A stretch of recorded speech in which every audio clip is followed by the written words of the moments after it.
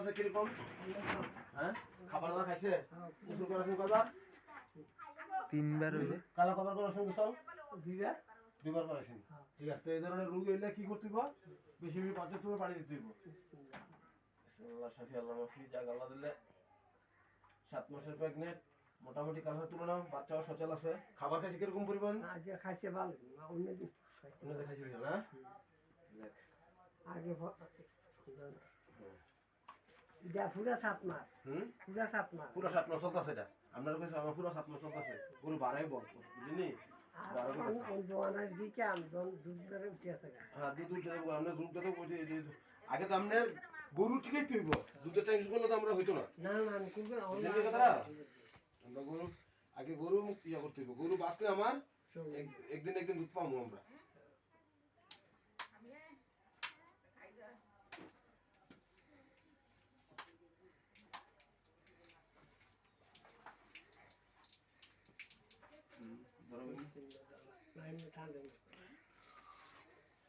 পানি খেয়েছি কিরকম?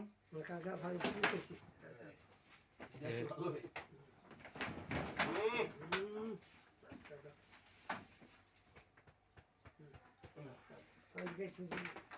খাইছে ভালো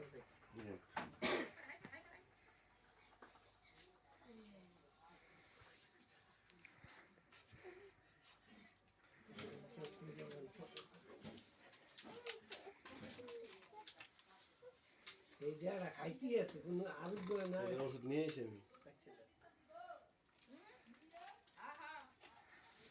লুল ফালা লুল লুল লুল ভরে না না পাটায় দেখেন গাটাও আছে কিনা।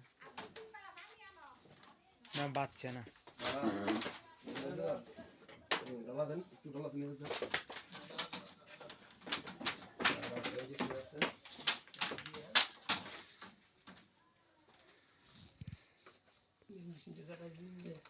এবারে দিব। না না দিলে